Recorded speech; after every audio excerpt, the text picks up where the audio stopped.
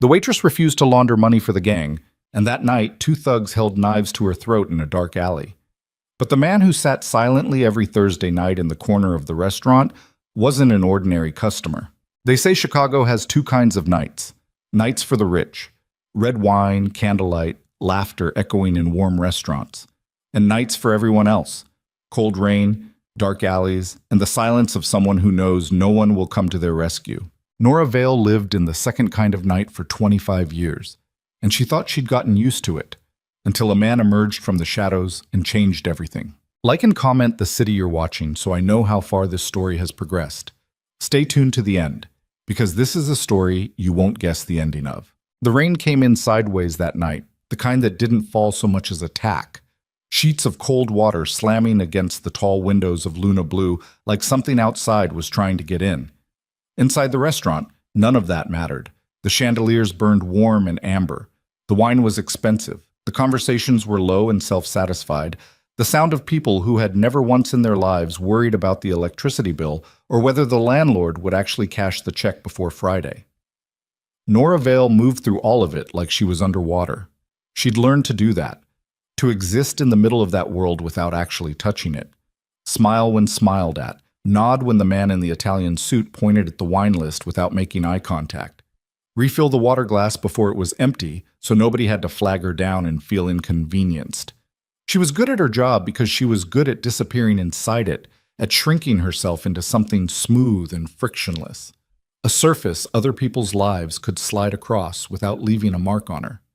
Except her feet hurt like hell, and her lower back had been screaming since hour 4 of her double shift, and the smell of seared duck fat had soaked so deep into her hair she was pretty sure she'd never fully get it out. She balanced 4 plates on her arms, a skill that had taken her 6 months of bruised forearms to master, and delivered them to the table of hedge fund managers in the back corner who'd been snapping their fingers at her all evening like she was a dog who'd wandered into their dining room. She smiled. She told them to enjoy. She didn't look at their eyes. On her way back toward the kitchen, Marcus caught her. Marcus Ree was the floor manager at Luna Blue, a compact, precise man who always smelled faintly of cigarettes and mint, who wore his authority the way some men wore their watches, loudly and for other people's benefit. He stepped into her path without slowing down, so she had to stop or walk into him, and he knew that, and he did it on purpose. "Mr. Calloway wants to see you," Marcus said. "Before close." Nora's stomach dropped. She kept her face even. "About what?" "He didn't say." Marcus said it like it was nothing, like it was just another Thursday. She nodded and moved past him and went back to her tables and finished the next 2 hours of her shift the same way she'd finished every other shift at Luna Blue. With her teeth set tight and her hands steady and her face doing something approximating pleasant, while her brain ran the numbers she was always running. Rent was due in 9 days. Danny's after-school program needed the payment by the 15th, or they'd lose his spot, and she wasn't going to let that happen. Wasn't going to let her 14-year-old brother end up in whatever system swallowed kids whose parents were gone and whose older sisters ran out of luck. She'd been running those numbers for 3 years since their mother stopped being someone who could be relied upon for anything except disappointment, and she'd been making them work, barely, month after month by grinding every available hour out of her body and putting it on this floor. She needed this job. She also knew what Martin Calloway was going to say to her, because she'd known it was coming since last Tuesday when his accountant, a thin, nervous man named Phil Garrett, who sweated even in winter, had sat across from her in the break room and explained the arrangement he was proposing in the kind of gentle, reasonable tone that people used when they were doing something they knew was wrong and wanted you to agree it was normal. It was simple, Phil had said. She'd let certain deposits run through her employee account. Tips, technically. The numbers would be irregular, sometimes large, but the restaurant would handle the tax implications. She'd get $300 extra per month, no questions, no paperwork she'd have to think about. She'd let him finish. Then she'd said no. Phil had looked at her like she'd just told him the sky was green. She'd said it again. No. And now, apparently, Martin Calloway wanted to say hello. She thought about all of that while she wiped down her section and counted out her tip share and changed her shoes in the locker room, the bad right sneaker that rubbed against her heel replaced by the older bad left sneaker that rubbed against her ankle. the eternal rotation of inadequate footwear that was her life outside these walls.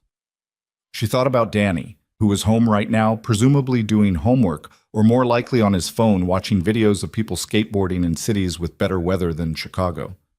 She thought about the $14 in her checking account that had to last until Friday. Then she pulled her apron off and walked to Martin Calloway's office. The door was open.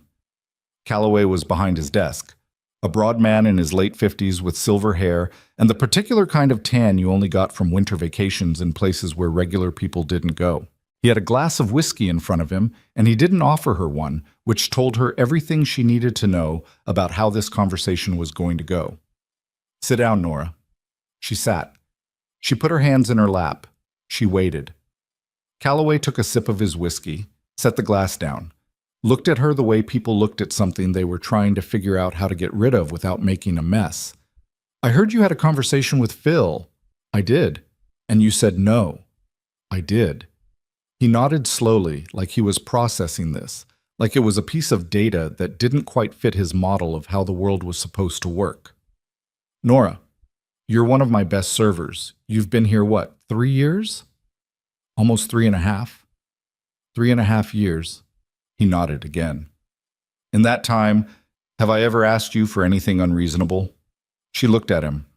She thought about the split shifts with no notice, the mandatory side work that went unpaid, the time he'd asked her to lie to a health inspector about the refrigerator temperatures in the seafood station. She said, "No." "Then I need you to understand that what Phil described is just how business works at a certain level. It's not," he made a vague gesture with his hand, "it's not what you might be imagining. Nobody is asking you to do anything illegal exactly. The arrangement protects everyone." Nora said, "Whose money is it?" Calloway's expression didn't change, which was itself an answer. "Martin." She said it quietly. "Whose money is it?" He picked up his whiskey glass, set it back down without drinking. "I'm going to need you to reconsider." "I already reconsidered. The answer is no." The silence in the room changed texture. It went from uncomfortable to something else, something with weight to it, something she felt in her chest before she fully understood what it was. "Nora," Calloway's voice dropped half a register. "The people who use this arrangement, they're not the kind of people who like to hear no from a waitress." She stood up. Her knees were steadier than she'd expected them to be. "Then, I guess they're going to be disappointed." She walked out. She should have been afraid. She knew that even then, walking back through the empty dining room, the busboys doing their end-of-night wipe-downs, the kitchen noise dying away in the back, she could feel the shape of what Calloway was telling her, the shadow of it. But fear would come later. Right now, she was too tired and too broke and too angry, the specific anger of someone who had spent years doing everything right and still couldn't get to a place where she wasn't constantly one emergency away from collapse. She grabbed her coat from the locker room. She went out the back. The alley behind Luna Blue was where the restaurant's poetry ended. Out front, Lincoln Park was all old money and manicured lawns and cars that cost more than most people's annual salary. Out back, it was dumpsters and grease traps and the smell of whatever the kitchen had overcooked that night, and the rain that was still hammering down had turned the alley floor into a shallow river of shadow and gutter water. She was 3 steps toward the street when they came out of the dark. 2 of them. Big men in dark jackets, not the kind of big that came from gyms, but the kind that came from years of physical work that wasn't the kind you talked about at dinner parties. One of them had a broad, flat face with a nose that had been broken at least twice. The other was younger, leaner, with pale eyes that moved constantly, scanning, assessing, the eyes of someone trained never to be caught off guard. She stopped. The one with the broken nose spoke. He had a slight accent, Irish, she thought, or something close to it. "Nora Vale." It wasn't a question. "You said no to Martin tonight." He said it conversationally, like they were old friends catching up. "That's not something people do and just walk away from." She looked at them both. She looked at the alley behind her, which was long and dark and empty. She looked at the door she'd just come through, which had locked automatically behind her. She did a fast calculation in her head, and the calculation didn't come out in her favor. "I don't think I said it to you," she said. The younger one moved to her left, cutting off that angle. Just a step, casual, like he was just shifting his weight. But it wasn't casual. "There's a way this ends fine," the broad-faced man said. "You go back to Martin, you tell him you changed your mind, you sign what Phil needs you to sign. 2 minutes. Then you go home, everything's good." "And if I don't?" He smiled. It didn't reach the dead parts of his eyes. "Then we make sure you understand the situation better." She thought about Danny. She thought about the $14. She thought about her feet, which still hurt. She thought about how deeply, completely, profoundly tired she was of being told by men with more power than conscience what she was and wasn't allowed to do. She said, "Go to hell." The broad-faced man stopped smiling. He moved fast for someone his size, one hand shooting out and grabbing her coat collar, spinning her around and slamming her back against the dumpster so hard her teeth clacked together and her vision went white for a half-second, the metal ringing loud behind her head. She felt the cold, wet metal through her coat. She felt his hand at her throat, not squeezing yet, just there, a demonstration of what was available to him. "See," he said quietly, close to her ear, "you're not understanding the situation." The younger one was behind her now. She could feel him, blocking any move backward. She was pinned in a triangle of body and metal and rain, and she was running out of options in real time. And then his other hand came up, and she saw the knife. Not a large knife. That was the specific thing she noticed. It wasn't theatrical, wasn't designed to impress. It was a working knife, a practical knife, the kind of knife someone used when they meant it. The blade caught the distant light from the restaurant's back exit sign and threw a thin red reflection across the alley wall. She stopped breathing. Her mind, which had been moving fast through options and angles, went very quiet and very cold. This was the specific silence that came after the moment when something stopped being theoretical and became real. "Last chance," the man said. Nora closed her eyes. She thought of Danny. She thought of his voice on the phone 3 nights ago when he told her about the history project he'd gotten an A on, the pride in it, the simple, uncomplicated joy. She thought of how much she owed him, how much further she still had to go. She opened her mouth to say something. She didn't even know what. Some negotiation, some last resort of words, when the voice came from the far end of the alley, quiet, completely calm. "Take your hands off her." All 3 of them froze. The man in the alley hadn't shouted. He hadn't threatened. He'd said it the way someone said the thing they were going to do regardless of what happened next. A statement of fact dressed up as a request. The broad-faced man turned slowly, keeping his grip on Nora's collar. The younger one spun toward the voice, his hand going inside his jacket. Nora looked down the alley. He stood at the edge of the light, maybe 20 feet away. Black suit. Not the expensive, self-conscious kind, but the kind that looked like it belonged on him. Like it had been made with the assumption that the wearer might at some point need to move quickly. His hands were loose at his sides. He was watching them with an expression that was not quite anything she had words for. Not anger, not calculation, not bravado. Just certainty. The absolute lack of doubt. She'd seen him before. Every Thursday night for the past 4 months, he'd sat alone at the corner booth in her section. Table 14, back wall, sight lines to every entrance. Black coffee, no sugar, no cream. He never ordered food. He always left a $100 bill for a $6 coffee, and when she'd tried to bring change the first time, he'd just looked at her and she'd understood without him saying anything that the change wasn't something he was interested in. She knew him as Adrian Moretti. She'd never thought to wonder if that was actually his name. The broad-faced man laughed. It was genuine, she realized. He actually thought this was funny. "You've got to be kidding me," he said.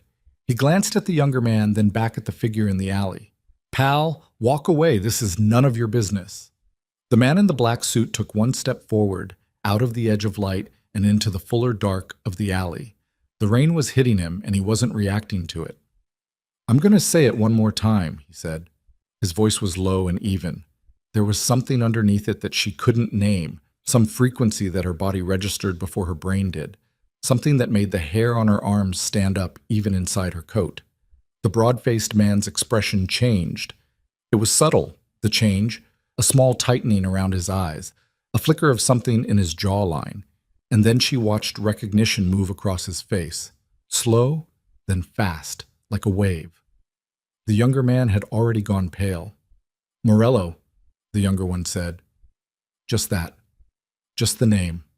In a voice that had lost all its authority. He said it the way someone said a word they hadn't expected to ever have to say in this context. This close. This real. The broad-faced man's hand dropped from Nora's collar. The knife disappeared. She didn't see where it went. She was watching the man in the black suit walk toward them through the rain, steady and unhurried, and she was understanding in real time that the thing she'd thought of as Adrian Moretti, the quiet customer, the good tipper, the man with the watchful eyes who never talked and never stayed long, was not the thing that was walking toward her now. She didn't know what this was, but the two men who'd had her pinned against a dumpster with a knife 30 seconds ago were afraid of it. That told her something. The broad-faced man stepped backward. Just one step, involuntary, the body moving before the mind made the decision. "We were just," he started. "I know what you were doing," the man who was not Adrian Moretti said. He stopped 4 feet from them. He looked at them both, very calmly, the way you looked at a problem you had already solved in your head and were now just executing the solution to. His eyes moved to the younger one's jacket where the hand had gone, and then moved back to his face, and something in the look made the younger man take his hand out of his jacket and hold it at his side. "Walk to the end of the alley," the man said. "Tell your employer that the arrangement with this restaurant is finished. Tonight.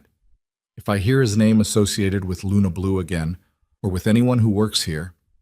He paused. "You don't want to hear the rest of that sentence. Do you understand me?" It wasn't a question. The broad-faced man who had pinned Nora to a dumpster with one hand and pulled a knife with the other, and had looked at her like she was something in his way rather than a person, nodded like a schoolchild. "Yes," he said, barely audible over the rain. "Then go." They went. Nora stood against the dumpster and watched them move down the alley and disappear around the corner onto the street, moving fast, not looking back. The rain hammered the dumpster lid above her head. She was shaking. Not visibly, she thought, but her hands were trembling inside her coat pockets and her heart was doing something complicated in her chest that had nothing to do with effort. She looked at the man standing in the alley. He was looking back at her. "You're hurt," he said. She touched the back of her head where it had hit the dumpster. Her fingers came away with a faint sting of wet, though whether that was rain or something else she couldn't tell in the dark. "I'm fine," she said. It was automatic, that response. She'd been saying it so long it came out before she'd even assessed the truth of it. He looked at her for a long moment. Rain dripped from the edge of his jaw. "You're Nora Vale. You know my name. You've served me coffee every Thursday for 4 months. I make it my business to know the names of people around me." She looked at him. She said the name the other man had said. "Morello." Something in his expression shifted. Not quite. "Dominic," he said. "Dominic Morello." She'd heard the name. Anyone who'd spent time in Chicago and paid any attention to the city's undercurrents had heard the name. It was attached to stories that seemed too large to be about one person, stories you heard in pieces, fragments, the way people talked about things they were afraid to know too completely. The name had a specific weight to it, the weight of things that happened to people who crossed certain lines and were never fully explained in the newspapers afterward.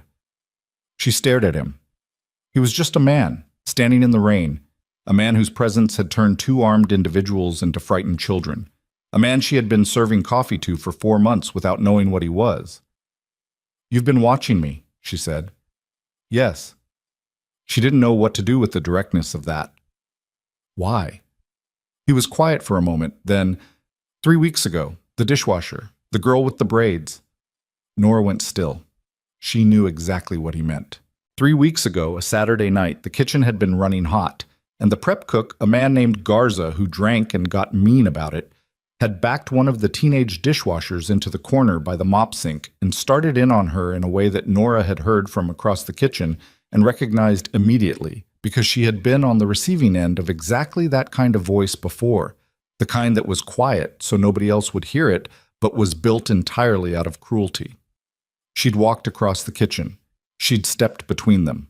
She'd told Garza in a very clear and specific voice what would happen to his employment status if he ever looked at that girl again, and she'd said it loud enough that the entire kitchen heard it, which was the point. And then she'd made sure the girl got a cab home that night and wrote down the number for the HR line. Not that the HR line ever actually did anything, but at least the girl had it. "You were there," Nora said, "in the dining room. I saw what happened through the kitchen window." He said it without drama. "In my experience, people see things like that and look away, walk faster, decide it's someone else's problem." He paused. "You didn't." The rain was getting heavier. She could feel it soaking through the shoulders of her coat. "So you've been, what, keeping an eye on me?" "Yes." "Because I helped a kid. Because kindness like that," he said, and something in his voice went briefly complicated, "has become rare enough that when I see it, I remember it." Nora looked at him. She thought about what he was. She thought about what had just happened in this alley. She thought about Martin Calloway's office and Phil Garrett's nervous sweating and the kind of money that moved through arrangements like the one they'd tried to attach to her name. She thought about the knife. She said, "The men who were just here, they work for the Irish syndicate. They work for a man named Brennan, the syndicate's collection arm in the North Side." He said it without inflection, a description of weather. "Calloway has been running money for them for 2 years, buried in his service staff accounts to obscure the trail. And you know this because I know everything that moves through this city that shouldn't." He looked at her steadily. "And because 2 weeks ago I heard they were going to pressure his employees into the arrangement." The implications of that settled on her slowly. "You knew this was going to happen tonight." "I didn't know the timeline." "But you were here." "I'm here every Thursday." She pushed off the dumpster. Her back protested. She ignored it. "That's not an answer." "No," he said, "it isn't." She looked at him for a long moment. The rain was hammering everything equally, dumpsters and puddles, and expensive black suits, and women in soaked server uniforms who had nowhere good to be. "What happens now?" she said. "To Calloway. To those men. The men will report back. Calloway will be told the arrangement is over." He paused. "He won't fight it." "And what about—" She stopped, because what she'd been about to ask was, "What about me?" And she didn't know how to frame that question without it sounding like more than she meant. Dominic seemed to understand it anyway. "You should come with me tonight," he said. "Not permanently. Just, there are things in motion now. Those 2 men know your face. They know your name. Until I've had time to make certain this is closed." "I'm not going anywhere with you," she said. Came out harder than she'd intended.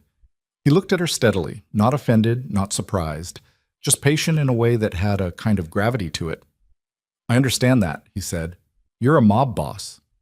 She said it plainly, out loud, in the rain, because sometimes things needed to be said plainly. That's not—" She stopped. She tried again. "I don't know what tonight is, but I know what you are. And I know that whatever you want from me, I don't want anything from you," he said. She stopped. He said it again, quieter. "I don't want anything from you, Nora. You can walk away right now. I won't stop you. You can go home and tomorrow you can find another job, and you don't have to know any of what happened here tonight beyond what you already know." He held her gaze. "But those men will remember your face, and Brennan's people don't forget faces. And you live at 1142 Ashland Avenue, and your brother is 14 and he comes home from school alone at 3:15 every afternoon." The alley went very cold. She felt it differently than the rain. This cold was internal, specific. The cold of understanding something she hadn't understood 30 seconds ago. He'd said it gently, without menace. But the information itself was the thing.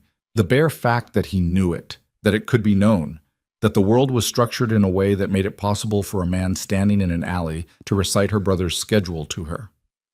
"You're threatening me," she said. Her voice was steady. She was proud of that. "No." And the word was direct enough, firm enough, that she believed him. "I'm telling you the shape of the world you're in right now. I'm telling you what's true." He paused.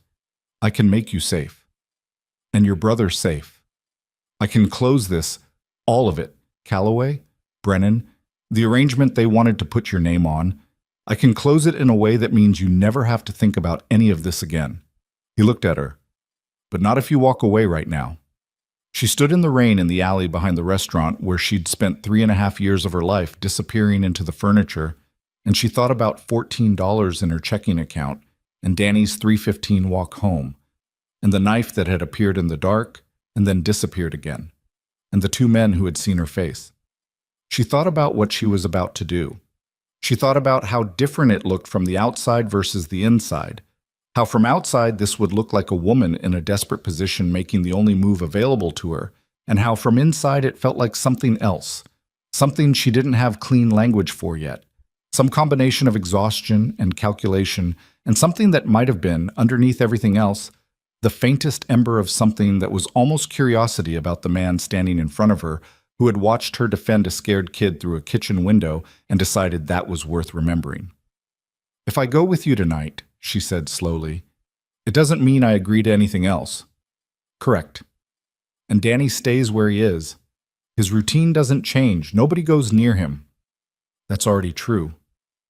"And you tell me everything about Calloway, about those men, about what's in motion. All of it." He was quiet for a moment. Then, "Yes." She looked at him. Dominic Morello. The name she'd heard only in fragments, the shape of a presence that had apparently been in the corner of her dining room for months, without her ever fully understanding what she was looking at. She looked at him the way she looked at things that were probably going to cost her in ways she couldn't yet calculate. "Okay," she said. He nodded. He turned toward the far end of the alley, where a black car she hadn't noticed before sat idling against the curb, its windows dark. She followed him through the rain, her server sneakers soaking through within 3 steps, her coat hanging heavy and wet from her shoulders, her mind running the numbers it was always running, except now the numbers included entirely new variables, things she couldn't yet quantify, a man she didn't know, a world she'd only heard about in careful whispers. Behind them, Luna Blue's kitchen lights clicked off one by one, and the back exit sign threw its faint red glow across the empty alley, and the rain kept coming, indifferent and relentless, the way Chicago always was, the way the city had always been, as if it was perpetually deciding something about the people who lived in it, some long, cold judgment that never quite resolved. The car door closed behind her, and somewhere in the dark city ahead of them, Nora Vale understood for the first time that her life had just divided itself cleanly into before and after, and she was already on the wrong side of that line to pretend the choice hadn't been made. She just didn't know yet whose choice it really was. The car was warm and silent and smelled like leather and something faintly medicinal, like the interior had been cleaned recently and thoroughly. Nora sat in the back seat with her soaked coat dripping onto the seat and her hands folded in her lap because she didn't know what else to do with them, and she watched the city move past the darkened windows. Streetlights and storefronts and the occasional pedestrian hunched under an umbrella fighting the wind. And she tried to organize what had just happened into something her brain could work with. It wasn't cooperating. Dominic sat beside her. Not close. There was a deliberate distance between them, 1.5 feet of leather seat that he seemed to be maintaining consciously, and he was looking out his own window, not at her, which she appreciated more than she expected to. A man was driving, big, quiet, with a neck that looked like it had been installed for structural purposes rather than aesthetics, and he hadn't looked back at her once since she'd gotten in, which she also appreciated. Nobody spoke for 4 blocks. Then Nora said, "Where are we going?" "Somewhere safe," Dominic said. "That's not an answer." He turned from the window, looked at her directly. "A building I own on the river, 42nd floor. My security team is already there." "Your security team?"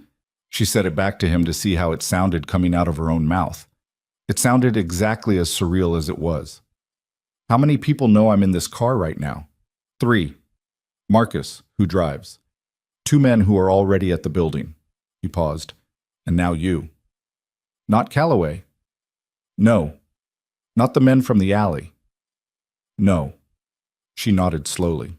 Outside, the Chicago River appeared between buildings, black and moving, the bridge lights laying yellow lines across the water. "You said you'd tell me everything."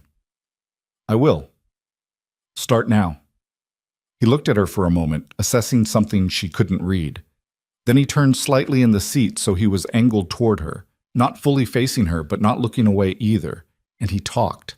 He talked in the same voice he'd used in the alley, low even, without embellishment. Martin Calloway had been laundering money for Brennan's syndicate for 26 months. It ran through 3 accounts buried in the restaurant's payroll structure, disguised as tip income for a rotating roster of employees, most of whom had no idea their names were on the paperwork.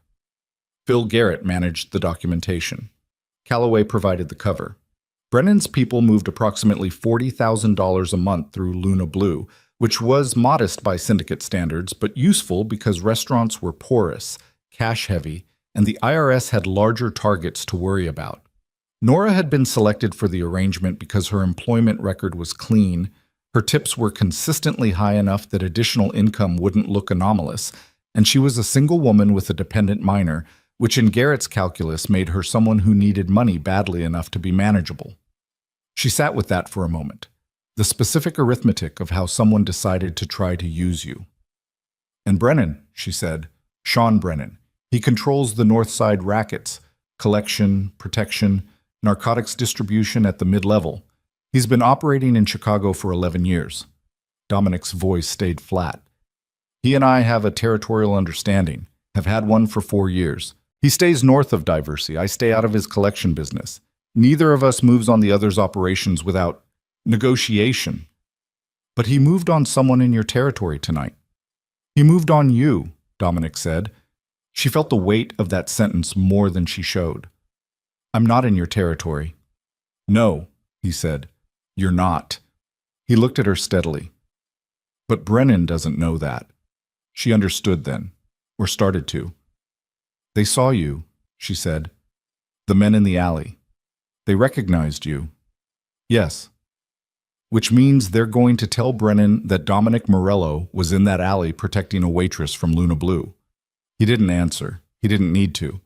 She turned and looked out her window. A cab blew through a yellow light below. A couple ran hand in hand through the rain toward a doorway, laughing about it. Normal city, normal night for everyone else. So by helping me, she said, you started something. Brennan was already pushing, Dominic said. The arrangement with Calloway was the beginning of him testing the line. He's been looking for a reason. And now he has one. Now he thinks he has one. She looked back at him. What's the difference? Something moved in his expression. It might have been the closest thing to dark humor she'd ever seen on a face that seemed constitutionally opposed to it. The difference is what happens next. The car pulled into a parking structure attached to a glass tower on the river's edge, descending 2 levels into climate-controlled dimness where 3 other black cars sat in a row and 2 men in dark clothing were waiting near an elevator. They weren't visibly armed. They didn't need to be. They had the posture of people for whom armament was a secondary consideration. Nora got out of the car. She stood in the parking structure in her wet coat and her server sneakers and looked at the elevator and the 2 men and the particular quality of silence that existed in places built for controlled access, and she felt the full weight of the decision she'd made in the alley settle into her bones. She made herself breathe. In through the nose, out through the mouth, the way she'd learned to do when things got hard, the way she'd learned a long time ago that the body needed deliberate instruction sometimes, or it would do something unhelpful. Then she walked to the elevator. The penthouse was not what she'd expected, which she recognized was because her expectation had been built from movies, this all marble and overt wealth, visible demonstrations of excess. This was something else. High ceilings, yes. Views that were extraordinary. The city sprawled below in wet light, the river bending away into the dark. But the furniture was spare and dark and functional. There were no paintings on the walls. There were bookshelves, 2 of them, dense with volumes that showed wear. There was a kitchen that was clean and used and a dining table with chairs that looked like they'd been chosen for durability rather than impressiveness. It looked like a place someone actually lived in, which was somehow more unsettling than opulence would have been. One of the men from downstairs, younger, with sharp, watchful eyes and the economy of movement that suggested extensive training, appeared from a hallway. Mr. Morello, Reyes called. When? 20 minutes ago. He says Brennan's been in contact with the Szymanski outfit. Something's moving on the south end. Dominic's face didn't change. Call Reyes back. Tell him to sit on it until morning, then give me everything. He paused. And get Ms. Vale some dry clothes, something that fits. The man nodded and disappeared. Nora stood at the window, looking down at the city. She heard Dominic cross the room behind her. She heard ice clink in a glass. Then he was beside her, slightly back, not quite at her shoulder. Szymanski, she said. That's another outfit. Polish syndicate. South Side. They and Brennan have a long-standing alignment. He was quiet a moment. If Brennan is talking to them tonight, it means he's not treating what happened in the alley as an isolated incident. She turned and looked at him. In the light of the penthouse, he looked different than he had in the alley or in the dim corner of her restaurant section. Not older exactly, but more visible. There were lines around his eyes that she hadn't registered before. The lines of someone who slept lightly or not enough, whose face had learned to hold things without expressing them. A scar along his jaw, thin and faded, the kind that was years old. "You're worried," she said. He didn't answer immediately, which was itself an answer. "How bad can this get?" she said. "I don't know yet." "That's not reassuring." "No." He looked at her directly. "It isn't." She turned back to the window. Below, a barge was moving down the river, slow and heavy, its running lights making 2 points of orange in the dark water. She watched it until it passed under the bridge. "I need to call my brother," she said. "Of course. And I need you to tell me, honestly, whether he's in any danger right now, tonight. Because if the answer to that is yes, I'm not staying in this building. I don't care what you can offer." Dominic set his glass down on the window ledge. Brennan's people don't move that fast, and they don't go after family without escalation. Tonight you're safe. Tomorrow depends on how the next 12 hours go. He paused. "Your brother is not a target. He doesn't know anything. He has no value to them." He said it with precision, not comfort, and she believed it more because it lacked comfort. "But I'd feel better if someone I trust was in the vicinity of his building tonight." "You mean surveillance?" "I mean protection. On my 14-year-old brother. Passive. He wouldn't know. He'd just have someone nearby." She stared at him. "And you do that." "I'm doing it," he said. "I made the call from the car." She opened her mouth and closed it again. She thought about Danny in their apartment, probably asleep by now, his phone on the charger, his history textbook on the floor where he always left it. She thought about a stranger on the street below their building, anonymous and watchful. She thought about the knife in the alley. "Fine," she said. She pulled her phone from her coat pocket. "I'm calling him. Don't listen." Something that wasn't quite a smile crossed his face. "I'll be in the other room."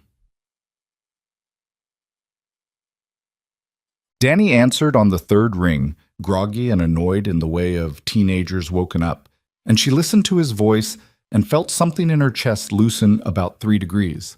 She told him she was staying at a friend's place because of the rain, a lie so ordinary and structurally sound that it didn't even require elaboration. He said okay, and she said goodnight, and he said night, and that was it. And she sat on the edge of a leather couch in a penthouse 42 floors above Chicago and breathed. Then she went to find Dominic. He was in the kitchen. He was making coffee. Not the elaborate kind, just drip, the kind that happened because someone needed it and not because they were performing anything.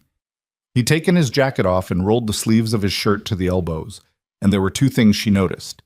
That his forearms had the particular quality of someone who'd done physical things with them for years, and that there was a bandage on his left hand she hadn't seen in the dark of the alley, white and slightly worn. Whatever was under it, not new. "You're hurt," she said. He glanced at his hand. "Old." "From what?" "A disagreement." She leaned against the door frame. The dry clothes the man had brought her, dark sweatpants, a plain gray shirt, thick socks, felt strange on her body, the looseness of them after years of uniform, but her wet things were already in a pile in the bathroom, and she wasn't going to be precious about borrowed clothes when the alternative was hypothermia. "You answer everything in the shortest possible sentence," she said. "Yes." Is that strategy or personality? He poured coffee into 2 cups. Set one on the counter near her without coming closer. Both, probably. She picked up the cup, drank. It was strong and hot, and she hadn't realized how badly she'd needed it until it hit her. Tell me how you got here, she said. Not tonight. I mean, this. She gestured vaguely at the penthouse, the city below, the architecture of the life she was currently standing inside. How a person ends up what you are. He was quiet for long enough that she thought he wasn't going to answer. Then he picked up his own cup and looked at it. My father was in the business, he said, and his father before him. I didn't choose it so much as grow into the shape of it. He paused. By the time I understood what I was choosing, I'd already chosen. Do you regret it? Parts of it. He looked up at her. You ask direct questions. I'm a waitress. I spend 8 hours a night reading what people actually want versus what they say they want. You get good at cutting to it. Something moved in his eyes. Something she didn't have a clean name for. What do you think I want then? She looked at him. She thought about the corner booth at table 14. She thought about the $100 bills left without discussion. She thought about the kitchen window and the scared girl with the braids and the specific quality of attention he'd been paying to her for 4 months, without her knowing the full weight of it. I think, she said carefully, that you're used to a world where everything costs something and everyone wants something. And I think watching someone do something decent for no reason, no angle, no payoff, I think that was strange enough to you that you couldn't stop looking at it. The kitchen went very quiet. Dominic held her gaze and said nothing. And I think, she said, quieter now, that whatever you tell yourself about why you're here tonight, some part of it is just that you're tired of the world being exactly as bad as you expect it to be. He set down his cup. You should get some sleep, he said.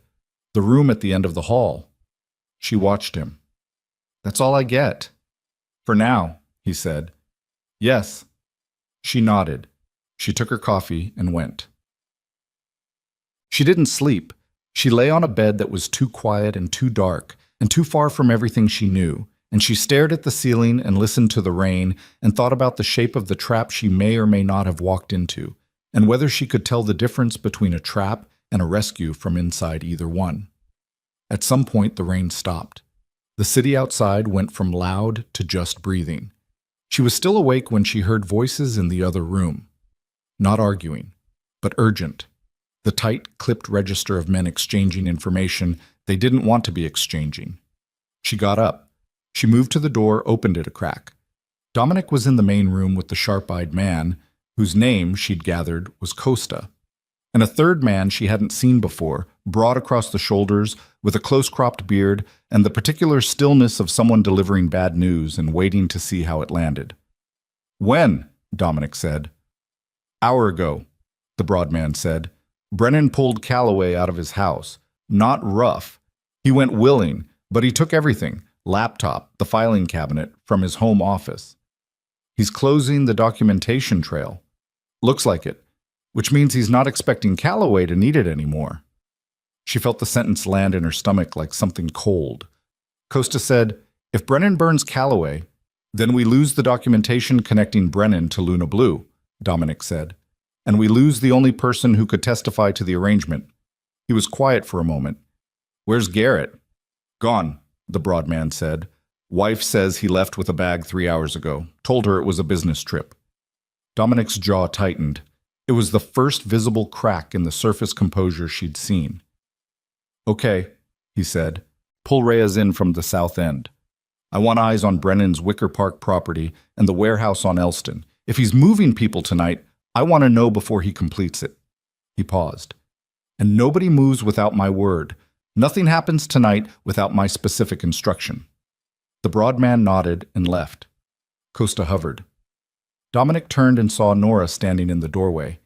He didn't look surprised. He didn't look pleased either. Calloway? She said. Yes. Is he dead? A pause.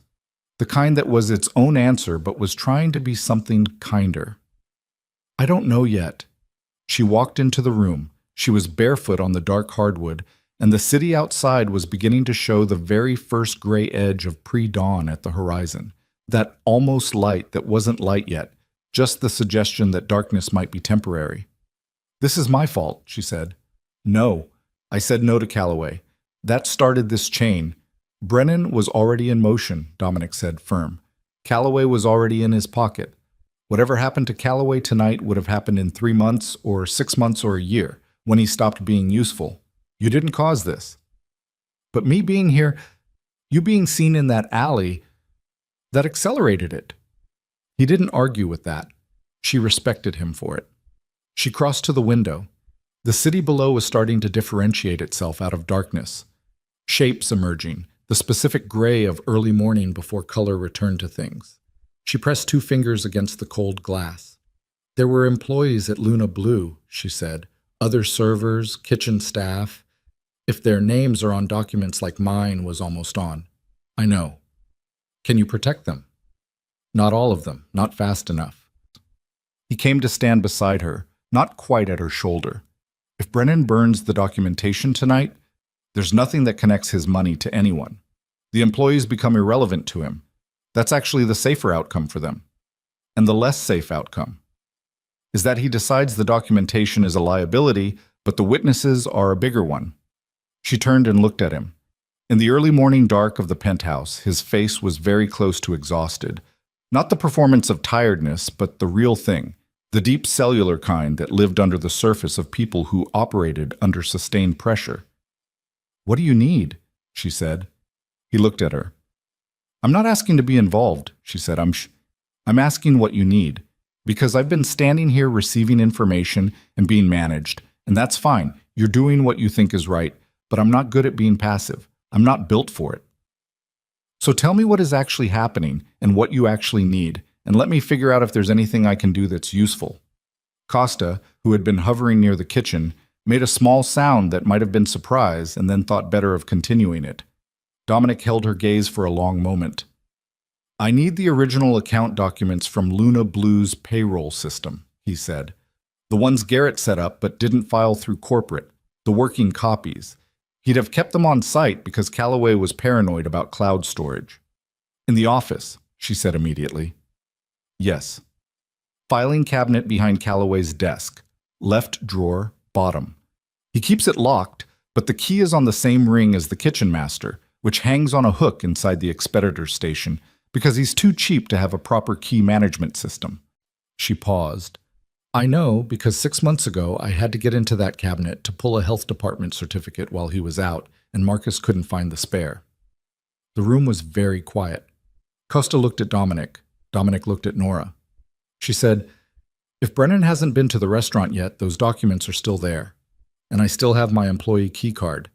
I'm the only person in this room who can walk through that door without it looking like a break-in." "No," Dominic said. "You said Brennan doesn't move fast." "I said Brennan doesn't move fast on civilians. On documentation that ties him to $40,000 a month in laundered income, he moves extremely fast." "Then we're wasting time arguing about it." "Nora." He said her name with a weight that was different from how he'd said it before. Not command, not warning. Something closer to, she didn't know. Something she didn't have the vocabulary for yet. "You asked me not to pull you into this." "I'm pulling myself in," she said. "There's a difference." He looked at her. The gray light was coming stronger through the windows behind her, and somewhere in the city a siren started up and faded and was gone, and the whole world felt like it was holding its breath at the hinge of something. He said, "If we do this, and Brennan finds out, this stops being about a waitress who said no to a money arrangement. This becomes something else entirely. You understand what I'm telling you?" "I understand," she said. "Say it back to me." She met his eyes. "If we go get those documents tonight, I'm not a bystander anymore. I'm inside this." He held her gaze. "Yes," he said quietly, "you are." And somewhere across the city, a phone rang in Dominic's pocket, and he answered it, and whatever Costa saw in his face in the next 3 seconds made the man take a half step backward. Because Dominic's expression had just done something it apparently didn't do, something that Costa, who had known this man for 7 years, had seen only twice before. Dominic lowered the phone. He looked at Nora, and he said, "They found Calloway." The way he said it told her everything she didn't want to know. She felt the floor of the world shift slightly under her feet, the specific vertigo of a moment when the line between before and after moved again, closer this time, close enough to Calloway was in the river. That was what the phone call said, in the specific compressed language of men who reported things like this regularly enough to have developed efficiency around it. Found floating near the Kinsey Street Bridge. No wallet, no phone, no identification. The face was recognizable only because someone on Dominic's payroll worked night dispatch at the district and had seen the name in the system before it got buried in paperwork. Nora stood in the gray pre-dawn of the penthouse and listened to Dominic relay this to Costa in short, flat sentences, and she felt something happen inside her chest that wasn't quite grief. She hadn't known Calloway well enough for grief, had in fact spent 3.5 years actively disliking the man, but was something adjacent to it, something that recognized a human life ended badly and refused to be neutral about it, regardless of what that life had been. She'd sat across from him 4 hours ago. He'd had a glass of whiskey. He'd been alive and corrupt and mediocre. And now he was in the Chicago River, and Phil Garrett was somewhere with a bag and a one-way intention, and the documents in the filing cabinet behind Calloway's desk were either still there or already gone. And any of those outcomes had consequences she was only beginning to map. "We need to move," she said. Dominic looked at her. He'd ended the call and was standing with his phone in his hand, and his face had done the thing it apparently did when things got serious. It went still, not blank, but concentrated, all the surface animation dropping away until what remained was something stripped down and precise. "The restaurant," she said. "If Brennan had time to move on Calloway and put him in the river, he's had time to send someone to Luna Blue. But maybe not. Calloway's his asset. He burns him last, after he's gotten everything he can. The documents might still be there." "Or Brennan already has them," Costa said from behind her. "Then we find out. Either way, sitting here doesn't get us anything." Dominic was quiet for 3 seconds. She'd started to learn the texture of his silences. This one was calculation, not hesitation. He turned to Costa. "Take the Ashland car. 2 men. Go around the back, service entrance. Don't touch the front." He looked at Nora. "How long to get into the office from the back?" 30 seconds with my key card. The office lock is standard. The cabinet key is on the expeditor's hook. 4 minutes total if nothing's wrong. And if something's wrong, then we leave." She said it evenly. "I'm not trying to be a hero. I'm trying to get documents." He held her gaze another moment. Then he said, "Get your shoes." "Yep." The streets at 4:30 in the morning had a specific quality that daytime never replicated. Not empty exactly, but thinned, the city reduced to its essentials. The people who were out at this hour either working or doing something they wouldn't describe as work, and the traffic lights cycling through their sequence for nobody in particular. The car moved quickly. Nora sat in the front this time, beside Marcus, because Dominic was in the back with Costa and a third man she hadn't seen before, and they were talking in low voices about positions and timing, and she let it become background because she was focused on the restaurant coming up on her left, the dark frontage of Luna Blue with its unlit sign and the faint glow of emergency lighting through the front glass. "Stop here," she said. Marcus stopped half a block short. She looked at the restaurant, dark, no vehicles out front that didn't belong, no visible movement through the windows. "Looks clear," Costa said from behind her. "Looks clear isn't clear," Dominic said. "We don't have time for surveillance," Nora said.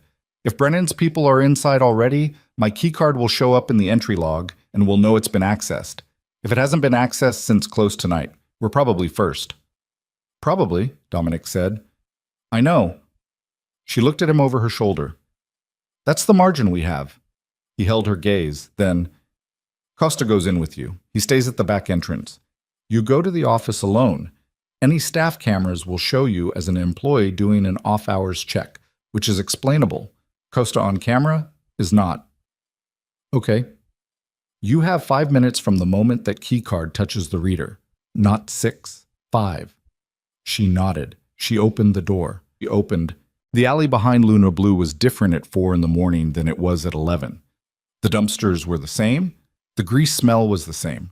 The specific wet pavement quality of Chicago in the small hours was the same, But the place where she'd been pinned against the metal with a knife at her throat was just a stretch of alley now, ordinary and dark, and she walked through it without stopping because stopping served nothing. Her keycard worked. The door opened with its familiar magnetic click, the sound she'd heard 1,000 times walking in for opening shifts, and the smell of the restaurant hit her. Old food, cleaning solution, the ghost of the evening service, and for a moment it was entirely ordinary, just her walking into her workplace in the dark, the way she'd done dozens of times. Costa posted at the door, his back to the alley, his attention outward. She moved through the kitchen. The expeditor's station was to her right, a stainless steel surface with the tickets rail and the window ledge, and behind it, on the hook where it always was, the key ring. She lifted it off carefully. It had a tendency to catch. And she moved through the kitchen and into the back corridor and pushed open the door to Calloway's office. The office was how she'd expected it, dark. The desk, the filing cabinet, the framed liquor licenses on the wall. She crossed to the cabinet. Left drawer, bottom. The key turned. The drawer opened. And she looked at what was inside and felt everything stop. The drawer was there, the folders were there.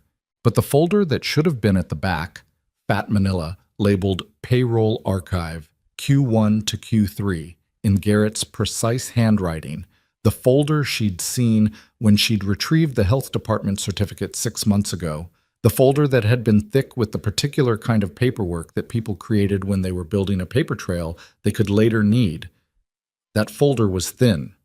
Not empty, but thin. She pulled it out, opened it under the flashlight on her phone. 3 pages. Where there should have been 40. Someone had been here before her.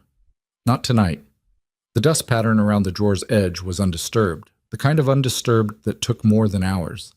This was days old, maybe a week. The documents hadn't been taken tonight. They'd been taken before Calloway died, before Dominic got involved, before any of this. She stood in the dark office holding 3 pages of meaningless supporting documentation and understanding that the thing she'd come here to find had been gone before she'd known she was looking for it. And that meant something about the sequence of events was wrong. Something about the timeline didn't fit, and she needed to get back to the car and tell Dominic because he needed to know that Brennan had moved earlier than any of them had calculated, which meant her phone buzzed. A text from a number she didn't recognize. She almost didn't open it. She opened it. 3 words and an image. The words were, "You should know." The image took 3 seconds to load on the slow network. When it did, she looked at it for a long time without moving. It was a photograph, taken from a distance, a long lens, the compression of it flattening depth so that the 2 figures in the frame appeared closer together than the actual geometry of the space would have made them. But the faces were identifiable. The restaurant in the background was identifiable. She recognized the awning of the place on Dearborn, the one with the green awning where she'd eaten once with a friend for someone's birthday 2 years ago. The 2 figures in the photograph were Phil Garrett and Victor Salazar. She didn't know Salazar's face. She knew the name. Dominic had mentioned it once in passing in the car. His underboss, his longtime second, the man who managed the operational side of the Morello organization, while Dominic handled the architecture of it. She hadn't connected a face to it. But beneath the photograph, whoever had sent this had included a caption, just a name, Salazar, and a date stamp in the corner of the image, 11 days ago. Phil Garrett, Dominic's underboss. 11 days ago. She stood in the dark office, and the weight of what she was looking at rearranged itself inside her skull into something she didn't want it to be. She texted back, "Who is this?" 3 dots, then, "Someone who doesn't want you dead. Get out of that building. Don't go back to Morello's car. There's a diner on Halstead, 3 blocks north. Green sign. Go there. Wait." She stared at the screen. Then she heard something from the back of the restaurant. Not Costa. The sound was coming from the front, from the dining room, the specific creak of the 3rd floorboard, and from the hostess stand, the one she'd memorized from years of walking past it, the one that announced itself to anyone who knew the floor plan. Someone was in the dining room. She killed her phone light. She stood in absolute darkness and listened. Footsteps. More than one person. Moving slowly, which was worse than fast. Fast meant panic. Slow meant purpose. She moved to the office door, opened it a centimeter, looked through the crack into the back corridor. The corridor was dark. The kitchen beyond it was dark. But there was a light moving in the dining room, a flashlight beam swinging across the floor. She counted the footsteps. 2 people. Maybe 3. She texted Costa, "Front, now." Then she pocketed the phone and moved back through the office and into the corridor and through the kitchen as fast as she could move without making sound, which was fast. She knew this kitchen, knew where the floor was solid and where it telegraphed, knew to angle left past the grill station and right past the dishwasher to avoid the 2 spots that rang like bells if you hit them wrong. She made the back door in 20 seconds. Costa was already inside, the door half open, the alley behind him gray and empty. "Front entrance," she breathed. "How many?" 2 at least. Flashlights. He had her by the arm, and they were moving before she'd finished the sentence, down the alley and around the corner, back to the waiting car. And Dominic had the door open before they reached it because he'd seen them coming on whatever feed he was monitoring on his phone. She got in. Costa got in. Marcus had the car moving before the doors were fully closed. "It's gone," she said. "The documents.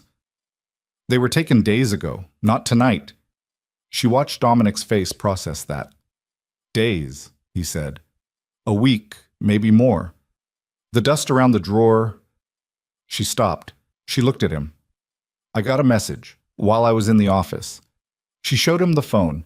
She watched him look at the photograph. She watched his eyes move across it. Garrett, Salazar, the date stamp. And she watched something happen in his face that she'd never seen there before. Not anger. Something deeper than anger. Something underneath it. The thing that anger was built on top of when a person had trusted someone for a long time. He looked at the photograph for a long time. Then he said, quietly, "Victor." Just the name. The way you said a word when you were testing whether it was still attached to the thing you thought it was attached to. "How long has Salazar been with you?" she said. 11 years. He said it without expression, which was the expression. Costa had seen the phone over Dominic's shoulder. He'd gone very still in the way of someone who understood the implications faster than he wanted to. "If Victor moved the documents," Costa said carefully, "before any of this started, before Brennan moved on Calloway, before tonight, then it wasn't Brennan who initiated," Dominic said. The car was quiet. Outside, the city slid past, ordinary and indifferent. Nora said it because someone had to. Salazar went to Brennan, not the other way around. Dominic set her phone on the seat between them. He looked at the window. "Victor knew the Luna Blue arrangement," he said. "He knew which employees Garrett was targeting. He knew the documentation trail." He paused. "He would have known that pressuring a staff member into the arrangement was the kind of thing I would respond to, the kind of thing that would put me in motion." "He set it up," Nora said. "The arrangement. The pressure on the employees, the collectors in the alley." She heard her own voice go flat. "He put me in that alley knowing you'd intervene, knowing Brennan's men would see you, and report back to Brennan that I was personally involved," Dominic said, "that I had a vulnerability, someone I was protecting." He stopped. She let it land. She let the full shape of it be visible in the silence between them. Victor Salazar had manufactured the situation, not just the documents, the whole chain of it, the pressure on the restaurant, the collectors, the alley, the knife. He'd known Dominic well enough to know what Dominic would do when a woman defending a scared kid got backed against a dumpster with a blade at her throat. He'd known the psychology of it, the specific shape of what would move this man, and he'd engineered the trigger. Which meant Nora wasn't a bystander who'd gotten caught in something. She was the instrument. She sat with that in the moving car and felt the specific cold of it move through her. The cold of being used at a level of precision she hadn't suspected, by people who'd never spoken to her, for purposes that had nothing to do with her life beyond the particular way she happened to fit into their design. "The gala," Costa said suddenly. Dominic looked at him. "The Blackstone event. Friday night. Victor's been organizing the security detail for 3 weeks." Costa's voice had gone tight. "Every captain, every allied judge, every political connection you have, all in one building, one night. If Victor is coordinating with Brennan and Szymanski—" "It's not a gala," Dominic said. "It's an extraction point." The word fell into the car like a stone. Nora said, "Explain that to me." Dominic turned from the window. His face had completed whatever internal transition it had been undergoing since he'd seen the photograph. What remained was something she recognized, not from him specifically, but from a quality she'd seen in people who'd run out of the luxury of feeling things about what needed to be done. "If Victor has coordinated with Brennan and the Szymanski outfit," he said, "and if every significant figure in my organization is at the Blackstone Friday night, and if Victor controls the security layout of the building," he paused, "the gala becomes an opportunity to decapitate the entire organization in a single night, kill or compromise every captain, force a power vacuum. Victor steps into it with Brennan's backing." Nora looked at him. "How many people?" "In the building Friday? Between my people, their families, and the political contingent?" He paused. 40, maybe 50. She did not have words for what she felt at that number. She let it sit. "We cancel the event," she said. "If we cancel, Victor knows I'm on to him. He disappears, Brennan goes underground, and whatever they've planned shifts to another venue, another night, with the added advantage that they know I'm looking." Dominic shook his head. "We can't cancel." "Then you don't go." "If I don't go, my captains do, and they die without me there." "Dominic." She said his name, his actual name, the first time she'd used it without thinking about it first. "You can't walk into a building where your own underboss has arranged to have you killed." "No," he said. "I can't walk in unprepared." He looked at her. She looked back. She understood then that the conversation had moved to somewhere she hadn't agreed to go, that the sequence of events was pulling them both towards something with its own gravity, and the question of whether she'd chosen to be here or been maneuvered here was becoming increasingly academic, because here was where she was. "The person who sent that message," she said. "They told me to go to a diner on Halstead, not to come back to your car." Dominic's expression didn't shift. "Did you consider it?" "I'm telling you about it." "That's not the same thing." She held his gaze. "No, it's not."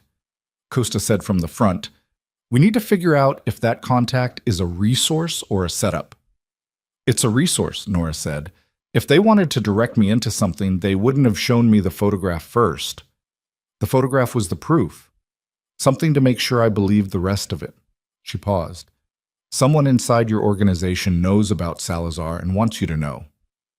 "Or wants me walking into a diner in Wicker Park at 5 in the morning, Costa said. "Then we don't walk in blind," she said. She looked at Dominic. "You have people. Send them first. I'll go in after." Dominic was quiet for a long moment, then, "Marcus, Halstead, north of Diversey." Marcus adjusted the route without a word. Nora leaned back against the seat. She was running on no sleep and too much adrenaline, and the particular hollowed-out feeling that came from understanding that the world was larger and more arranged than you'd thought, that forces had been in motion before you arrived and would continue after, and that the specific accident of your life, the shift you picked up, the girl you defended, the no you said in a small office, had deposited you into the center of something you had no business being in the center of. She thought about Danny. She thought about 3:15 on a Wednesday afternoon, the walk home from school, the history textbook on the floor. She thought about the photograph on her phone, Garrett and Salazar. 11 days. She thought about Dominic, who had spent 4 months sitting in the corner of her section, watching her bring coffee to people who didn't see her, who had watched her defend a scared kid through a kitchen window and decided that was worth paying attention to, and who was now sitting in a car next to her with the knowledge that the man who'd been his second for 11 years had spent those 11 days building the architecture of his death. The diner appeared on the left. Green sign, just like the text had said, the light inside warm and ordinary, a short-order place that looked like it had been there since before either of them was born. 2 of Dominic's men were already visible on the street outside, positioned with the casual efficiency of people who were doing nothing suspicious and meant it. "Clean," one of them said into whatever channel Costa was monitoring. Dominic looked at her. "You go in first. I'm 30 seconds behind you." She nodded. She pushed the door open. The diner smelled like coffee and bacon grease and the specific comfort of places that stayed open through the dark hours without apology. A counter, 6 stools, 4 booths along the window, a short-order cook visible through the pass-through, not looking up, and in the last booth, facing the door, hands wrapped around a coffee cup, looking at Nora with the expression of someone who had been waiting and was relieved and scared in equal measure.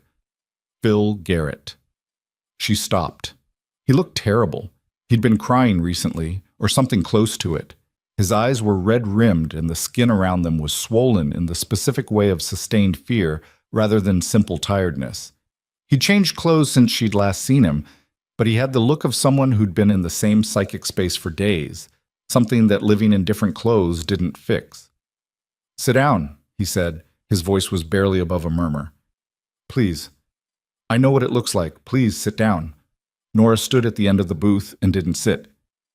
"The photograph," she said. "You sent it." "Yes."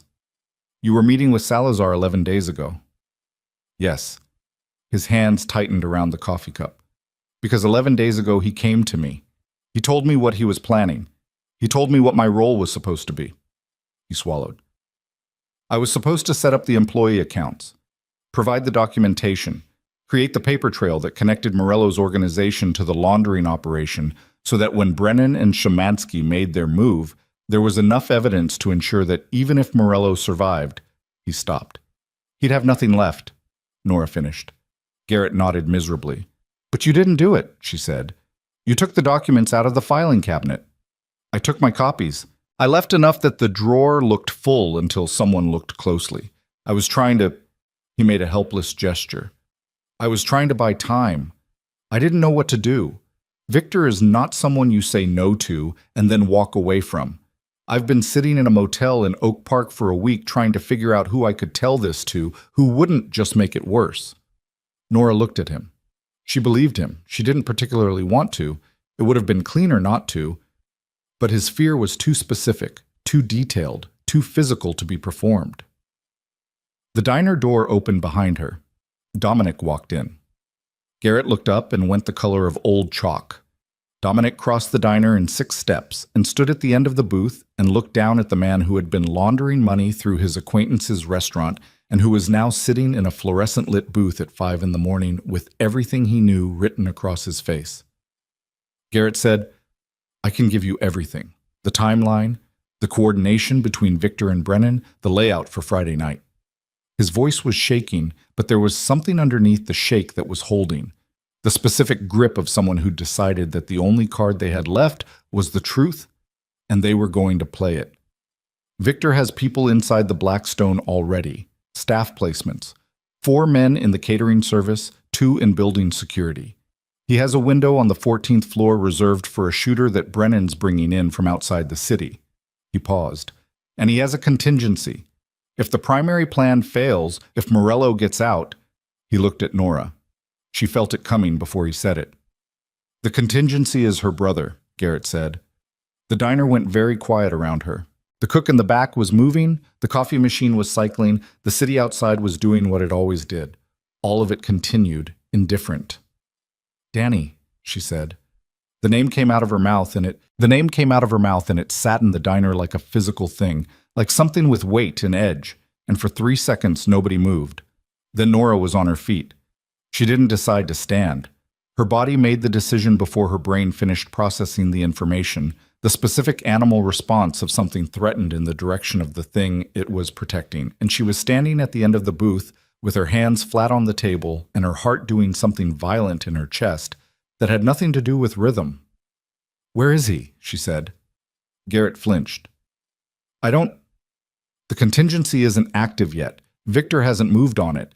It's a failsafe, something he has in place in case—" "Where is the person Victor assigned to my brother?" Garrett looked at Dominic, not her. The instinct of men in crisis to look to other men, the reflex of it, and she felt a cold wave of fury at the reflex itself. "Look at me," she said. "Where?" Garrett looked at her. "I don't have a name. Victor didn't give me operational specifics. He told me the contingency existed, that if Morello walked out of the Blackstone alive and the primary plan failed, there was a secondary pressure point." He swallowed. "He said it would be enough to bring Morello to a negotiating position." Dominic had his phone out.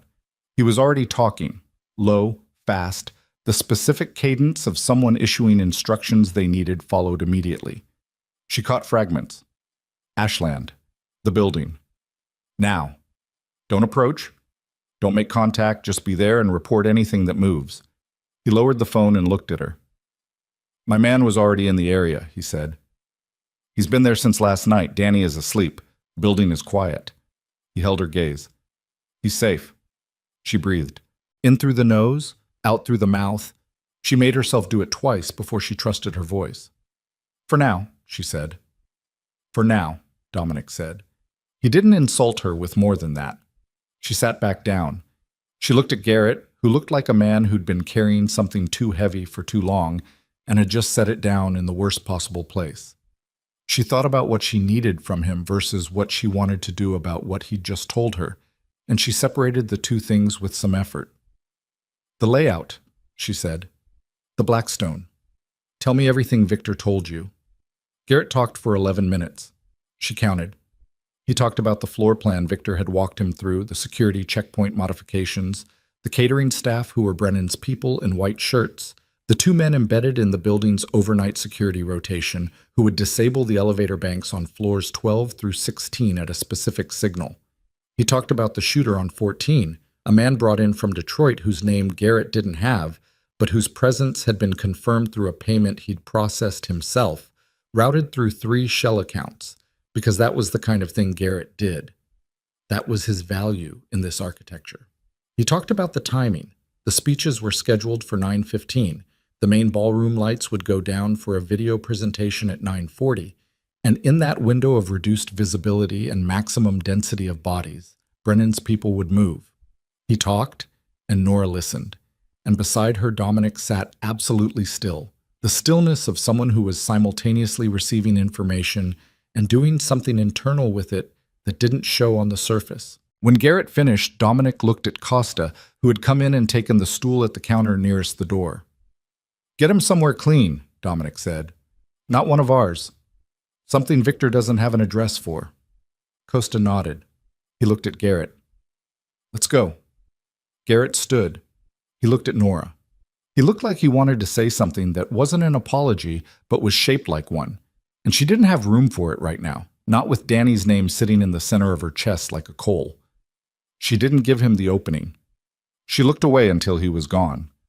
Then it was just her and Dominic in the back booth of a diner in the early morning, the cook still moving in the back, the coffee going cold between them. She said, You're still going to the gala? Yes. Even knowing the layout, even knowing about the shooter. Because I know the layout, because I know about the shooter. He looked at her steadily. If I don't go, 50 people walk into a building with 4 armed men in the catering staff and a rifle on the 14th floor and no idea any of it is there. Send your people ahead. Clear it. Victor will have a signal. If the sweep comes in early and he sees it's compromised, he triggers the fallback. Your brother. He paused. The only way to control all the variables is to let the night proceed and manage it from inside. She looked at him. That is an insane plan. Yes, he said. It is. She picked up her coffee. It was cold. She drank it anyway because her hands needed something to do. What do you need from me? Nothing. I need you to go somewhere safe with Danny and stay there until this is over. That's not... Nora. His voice was quiet, but it had a quality that stopped her, not command, something more careful than command. You have done things in the last 8 hours that most people wouldn't do in a lifetime. You walked into that restaurant. You found what was there. You came here instead of running. He looked at her directly. But what happens at the Blackstone tonight is not something I can protect you inside of. The variables are too many and the space is too open, and if something goes wrong... He stopped. I need to know you're not in that building. She looked at him for a long time. She thought about what he wasn't saying, which was the thing under everything he'd said since the alley, the thing that lived in the particular quality of attention he'd been paying her for 4 months through a kitchen window, the thing she'd named in his kitchen at 3 in the morning, and he'd responded to by telling her to get some sleep. Come back, she said. He held her gaze. That's all. I'm not asking you not to go, just come back. Something moved in his face. something she finally had a name for, or the beginning of one. Yes, he said. She got Danny. She called him at 6:15 and told him there was a family thing, that she needed him to pack a bag for one night, that she'd explain later. He complained in the half-awake register of 14-year-olds being asked to do anything before noon. She told him it wasn't optional, and he heard something in her voice and stopped complaining and said, "Okay." She was at his door at 6:45. She hugged him longer than she normally did, and he let her, which meant he knew something was wrong. She didn't explain. She took him to the apartment of a woman named June, who had gone to school with their mother, and who asked no questions and had a pull-out couch and a television that got all the right channels. And she told Danny she'd call him by midnight, and she kissed him on the top of his head in the way she hadn't done since he was 11 and would have protested, and she walked out. She sat in the car outside June's building for 4 minutes. Then she called Costa. "I need to be at the Blackstone tonight," she said. Costa was quiet. "Not inside the main event. I understand what Dominic said, and he's right about the variables. But I need to be close. I need to know what's happening in real time." She paused. "And there's something I can do." Garrett said 4 men in catering. The catering staff for a gala at the Blackstone goes through a service entrance check-in at 6 p.m. I know what legitimate catering staff looks like from 6 years of working events. I can walk that check-in and tell you who doesn't fit. Silence on the line. "Costa." "I heard you." Another pause.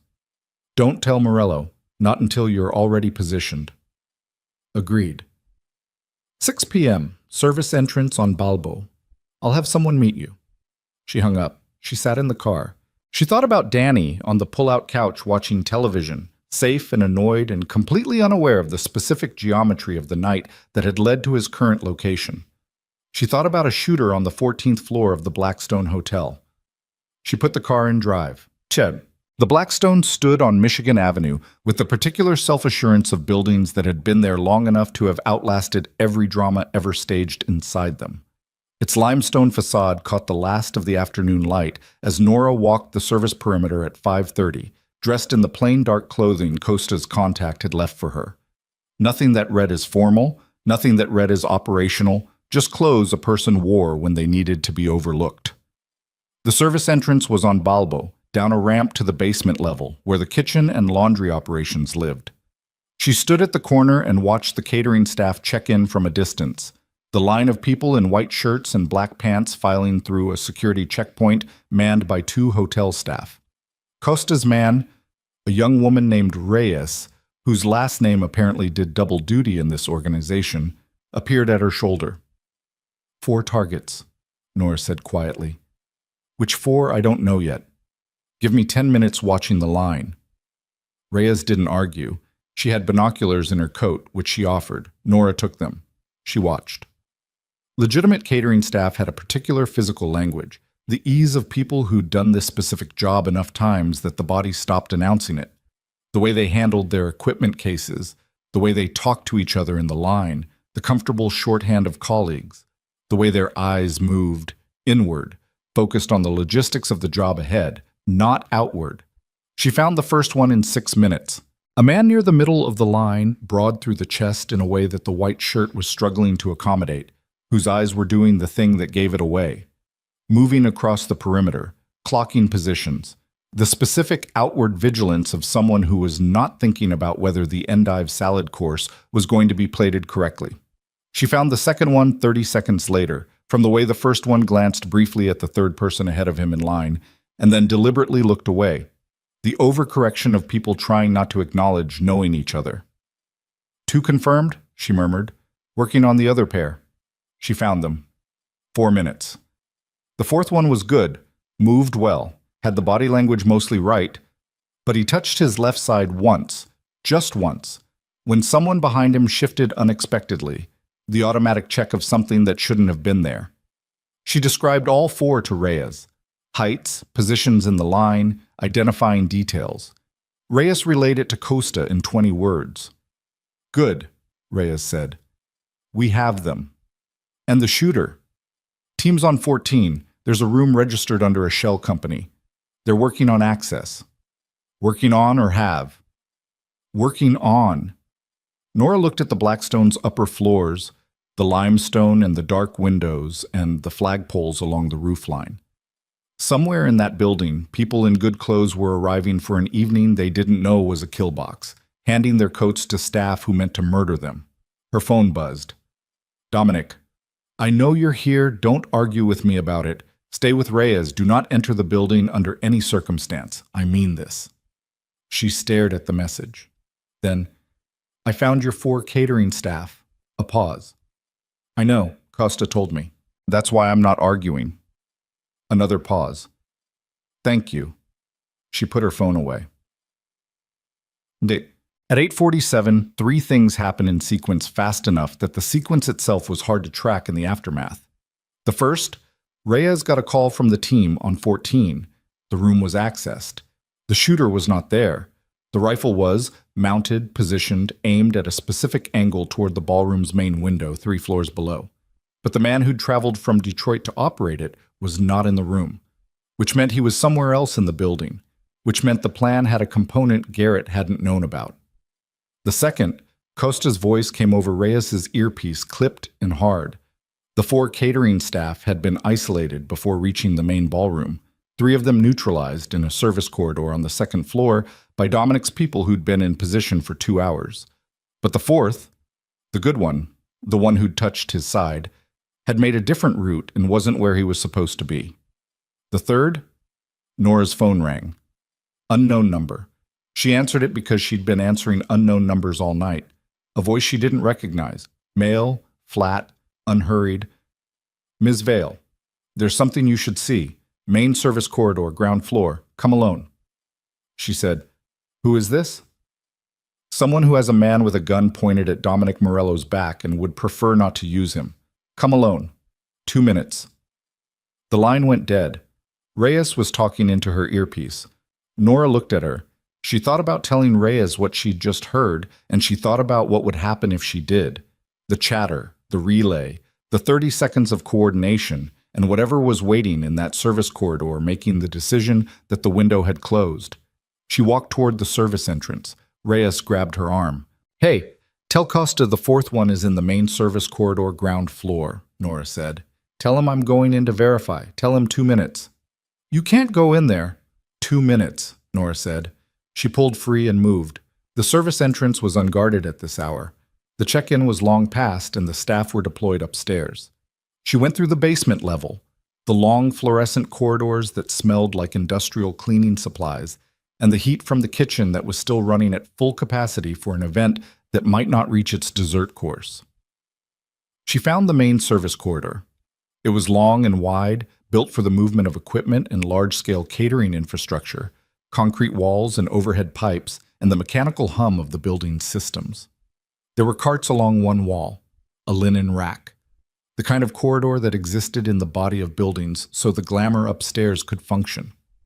Victor Salazar was standing at the far end of it. She hadn't known his face until an hour ago. Now she'd have known it in any light. The broad, settled authority of a man who'd spent a decade operating in Dominic Morello's shadow and had decided he was finished with the shadow. He was in a suit that was good, but not as good as Dominic's, and his hands were at his sides, and he was looking at her with an expression that was almost respectful. The 4th catering man was to his left. He had a gun. He was holding it in the direction of the corridor's far entrance. Through that entrance, she could see the edge of a jacket, Dominic's jacket. Dominic was in the corridor. He was standing very still, which told her the gun was closer than the angle let her see, and his hands were slightly away from his body in the specific position of someone who was not going to do anything sudden because someone behind them had made doing anything sudden into a terminal option. Victor looked at Nora. I've been watching you for 4 months, he said. Not the way Dominic watches things. More clinically. He tilted his head slightly. He's never done this before. Attached himself to someone outside the structure. In 11 years, I've never seen him make this kind of error. She looked past him at Dominic. Dominic was looking at her. His face was doing the thing it did. Concentrated, interior, but she could read something else in it now, something she'd learned to read over 8 hours of watching him manage impossible situations. He was not panicking. He was calculating. He needed her to stay in the conversation and buy him something. What do you want? She said to Victor. Dominic comes with me. We have a conversation with Brennan about transition of authority. The event upstairs proceeds without incident. The captains go home, the politicians go home. Nobody dies who doesn't have to. He paused. And you go home. Tonight. All of this ends for you specifically. And Dominic. Victor's expression didn't change. Dominic is the conversation. She understood what that meant. She let it show on her face because she needed Victor to see that she understood, that she wasn't going to waste either of their time pretending she didn't. He'd never agree to that, she said. He doesn't have to agree, Victor said. He just has to walk. She looked at Dominic. She held his gaze for a specific moment, long enough to see him understand what she was about to do. The slight change in his eyes that meant he'd registered it and was adjusting his own timing accordingly.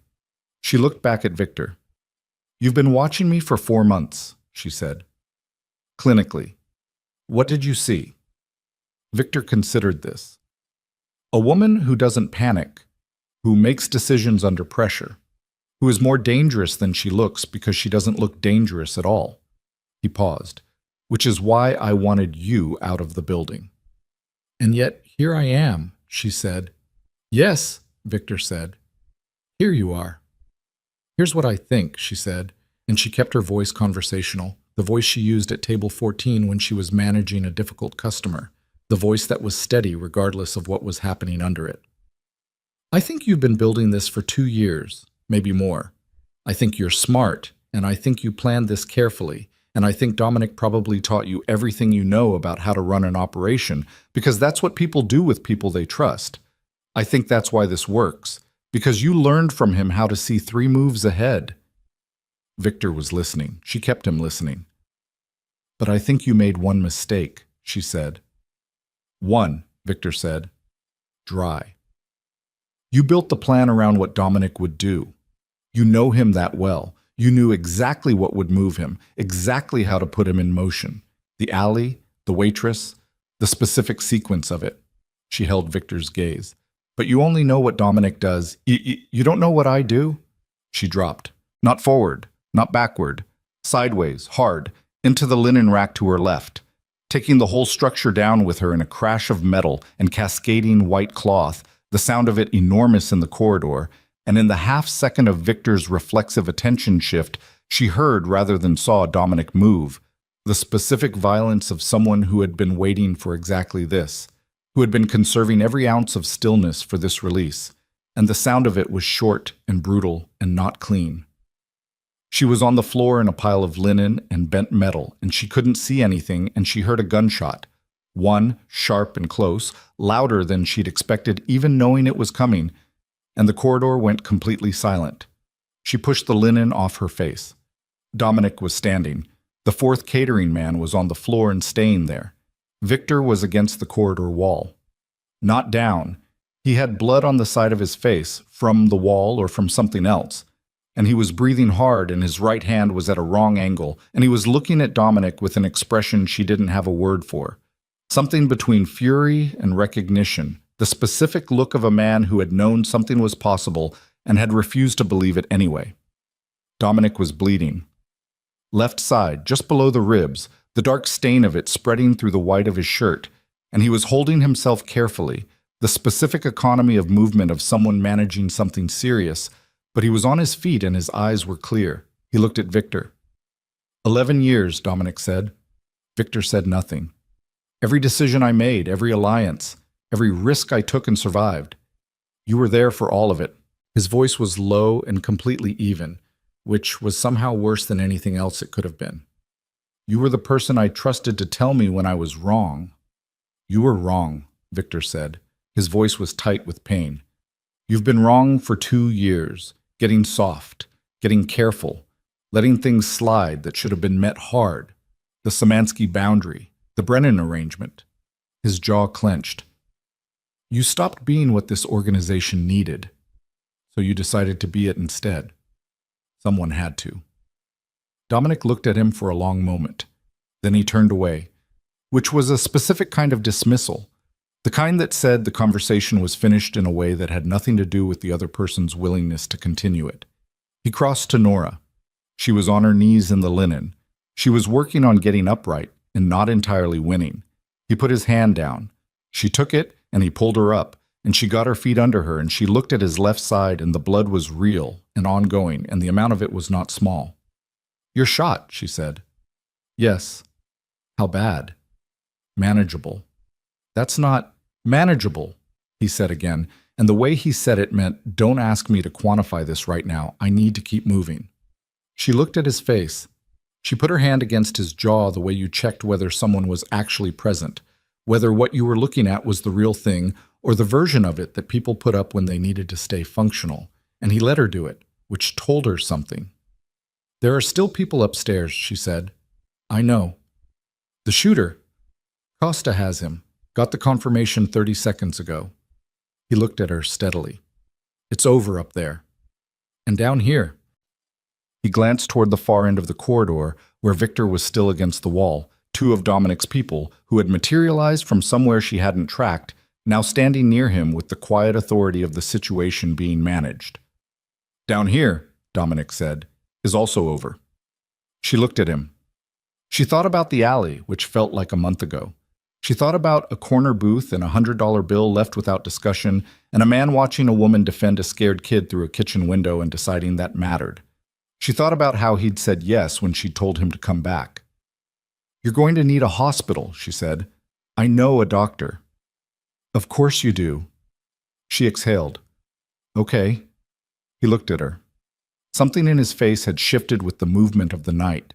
Some layer of the controlled surface had come loose enough that what was underneath it was visible, and what was underneath it was exhausted and in pain, and something else she recognized now as the particular nakedness of a person who had spent a long time being impossible to reach and had just been reached.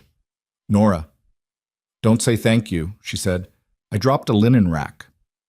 I was going to say that was extremely well timed. She felt something move through her that was not quite a laugh, but was related to one. "I had about a second and a half to decide." "I know." He looked at her. "I saw you decide it." The corridor hummed around them, the mechanical indifference of the building continuing to function regardless of what had just happened in its body. And somewhere above them 1,000 square feet of ballroom held the lives of people who didn't know how close the night had come to becoming something that couldn't be undone. And Dominic Morello stood with blood spreading through his shirt and his eyes on Nora Vale, and she stood with bent linen cart metal somewhere behind her, and her heart finally began to slow. That was how she'd remember the moment afterward. Not the image of it, not the specific geometry of the corridor and the blood and the bent linen cart, but the physiological fact of her own body deciding that the emergency was over, the long-sustained chemical flood of the night beginning to recede, and what remained underneath it was just exhaustion and a strange, unmoored quiet. Dominic's hand was still in hers. She hadn't registered that until now. At some point in the corridor, after she'd gotten upright, their hands had stayed connected, and neither of them had addressed it, and she wasn't going to address it now because addressing it would require a kind of vocabulary she didn't have the energy for. "Can you walk?" she said. "Yes." "Show me." He moved. Carefully, with the deliberate economy of someone whose body was giving him real information about its limits, but he moved, down the corridor, past the linen and the man on the floor and the two of his people flanking Victor, past the kitchen corridor and the fluorescent hum of the basement, and up the service stairs to the ground level where the night air came through a prop door and hit them both like a hand laid flat against a face. Costa was outside. He looked at Dominic's left side, and his expression did the thing it had been doing all night. The rapid professional assessment that didn't show itself as emotion, but was emotion running underneath a functional surface. He said, "Car's here." "Reyes," Dominic said. "Fine. Everyone's fine." Costa fell into step beside them. "Upstairs is clear. The 4 catering staff are being moved. The shooter," he glanced at Nora briefly, "cooperated. The guests. None of them know anything happened. The event is winding down. They think the security presence is standard." Costa paused. "Your captains have been quietly briefed. They're waiting on your word." "Tomorrow," Dominic said. "Give me until morning." Costa nodded. He held the car door. Dominic got in. Nora got in. The city closed around the car and the Blackstone receded in the side mirror, its limestone facade still lit and dignified, indifferent to what had happened in its body, already beginning the process of becoming just another Thursday night in its long history. She looked at Dominic's side. The bleeding had slowed but not stopped. "Tell me about this doctor," she said. "Her name is Voss. She's been handling situations like this for 12 years. Does she know what she's doing?" "She trained at Northwestern, left for reasons that are her business." A pause. "Yes, she knows what she's doing." Nora looked at his profile in the moving dark of the car. He was pale in the way that people got pale when their body was redirecting resources, the specific grayish quality of it that she recognized from the one time Danny had needed stitches at 14 and she'd sat in an ER waiting room for 3 hours, understanding for the first time how little control she had over everything she needed to protect. "Stay awake," she said. "I'm awake." "I know. Stay that way." He looked at her. In the passing light of the city, his eyes were dark and tired and present. "You don't have to." "I know," she said. "I'm choosing to." He was quiet.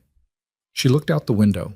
They crossed the river, the black water below them catching the bridge lights, and she thought about the barge she'd watched from his penthouse window in what felt like a different lifetime, heavy and slow and moving through the dark by its own inscrutable logic. Dr. Voss lived in a coach house in Wicker Park that looked like exactly what it was, a converted carriage house that had been renovated by someone with both taste and practicality, a person who needed space that was functional first and comfortable second. She met them at the door in the particular unhurried manner of someone who'd been called at late hours enough times to have made peace with it. A compact woman in her 50s with close-cropped gray hair and hands that were already moving toward Dominic's side before she'd finished saying hello. She looked at Nora once, an efficient assessment. "You're with him," she said. It wasn't a question. "Yes," Nora said. Voss nodded and moved them through the entry into a room at the back that was very clean and very well lit and had the specific organized calm of a space that was regularly used for purposes that required both. She had Dominic's jacket and shirt off in under a minute, the wound visible in the bright light. A through and through, she said, which was better than the alternative but still required work, and she said this in the brisk, matter-of-fact way of someone describing a plumbing problem rather than a bullet wound in a human being. Nora sat in a chair against the wall. She watched Voss work. She watched Dominic endure it, not passively, not stoically in the performed sense, but with the specific quality of someone who had learned over years that certain things needed to be gotten through, and getting through them was the only available relationship with them. He made sounds twice that he clearly didn't intend to make, the involuntary language of pain, and both times his jaw set hard afterward in the effort of not making them again. Nora looked at her hands. She thought about the sequence of the night. The kitchen window, which Dominic had watched through 4 months ago, a moment she hadn't known was being witnessed. The alley, the dumpster, the knife that appeared, and then the voice from the dark. The penthouse, and the coffee, and the things they'd said to each other in the kitchen at 3 a.m. that had been, she understood now, more honest than either of them had been prepared for. The restaurant. The diner. Garrett's ruined face. The photograph of Salazar and the date stamp. The corridor in the Blackstone. The linen cart. The specific second and a half in which she'd made a decision with her body before her mind had finished the sentence. She thought about what Victor had said. In 11 years, I've never seen him make this kind of error. She thought about whether it was an error. She thought about what the word error meant when applied to the specific sequence of choices that had put her in this room at this hour. She didn't reach a conclusion. She wasn't sure there was one to reach. Voss finished. She said things to Dominic in the clipped, efficient register of medical instructions. Rest, limited movement, specific things to watch for, a prescription she'd have ready by morning. Dominic nodded to all of it with the expression of a man who was going to follow approximately half of it, and Voss clearly knew this and had calibrated her instructions accordingly. She looked at Nora on her way out of the room. "Make him sleep." "I'll try," Nora said. Voss's expression suggested she appreciated the honesty of try. They didn't go back to the penthouse. Dominic directed Marcus to a smaller building in Lincoln Square. Another property, he said, smaller, less visible, and she understood without him saying it that he was making a calculation about which of his locations Victor had known well and which he hadn't. Victor had known the penthouse. Victor had known most things. The apartment was on the third floor of a building that had no doorman and a buzzer system that stuck, and inside it was plain and clean, in the way of a place that was maintained but not inhabited. A spare bed, a kitchen with the basics, nothing on the walls. It smelled faintly like cedar and old heat. She got him to the bed. He sat on the edge of it and looked at her with the eyes of a man who was down to bone and hadn't slept and had been shot, and was still, with all of that, present in a way that some people weren't when they were fully rested and unwounded. And she thought about that, about what it said about the kind of person he was under everything the years had built on top of him. "Calloway," she said, "his family will be taken care of." He said it quietly. He made bad choices. He didn't deserve the river. She nodded. "Garrett. He'll stay where Costa put him until I've had time to think about the right structure for what comes next. He cooperated. That has weight." A pause. "He's not in danger." The employees at Luna Blue, the ones whose names were on the documents. "There are no documents anymore. Brennan's exposure without the paper trail is manageable. I'll have conversations with the appropriate people in the next few weeks. The employees are clear." He held her gaze. "I told you I could close it. That's what close means." She looked at him. "And Brennan. Brennan understands what tonight means. The Szymanski coordination, the inside operation. Without Victor, that structure collapses. He'll renegotiate the territorial arrangement from a position of significantly less leverage." Something in his expression. "We'll have a conversation." "A conversation," she said. "Yes." She understood that the conversation was not the kind she had, and she was not going to ask more about it, because there was a limit to the specific depth of knowledge she needed to carry, a line she'd been walking all night between being inside this and being swallowed by it. "Victor," she said. Dominic was quiet for a moment. The quiet she'd learned to read, not evasion, but the processing of something real, something that hadn't been reduced to information yet. "Victor will answer for what he did," he said finally. "Fully and specifically." He looked at her. "I'm not going to describe to you what that means." She held his gaze. "I'm not asking you to." He nodded slowly. She sat down on the edge of the bed beside him, not close, the same deliberate distance he'd maintained in the car that first night, and for a while neither of them said anything. The apartment breathed around them, the old building settling into the cold, the street outside quiet in the way that streets in residential neighborhoods were quiet at this hour. Not empty, just resting. "You stayed," he said. "Yes. Even after the diner. After Garrett told you about Danny."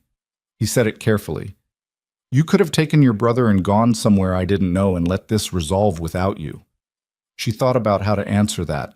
She thought about the specific calculation she'd made in that diner, sitting across from Garrett's ruined face, with Danny's name sitting in her chest like a coal. "I thought about it," she said honestly, "for about 30 seconds. What stopped you?" She looked at her hands.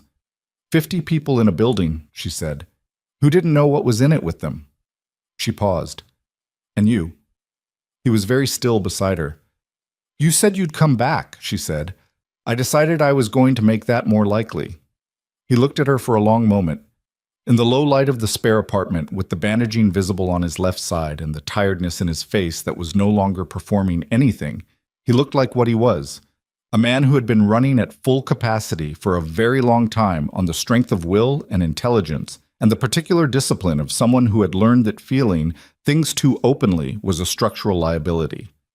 A man who had watched a woman defend a scared kid through a kitchen window and felt something he didn't know what to do with. He said, "I don't know how to do this." She looked at him. "Do what?"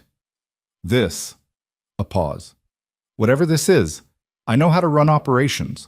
I know how to manage risk and read people and hold a structure together that has no business staying together." He looked at his own hands.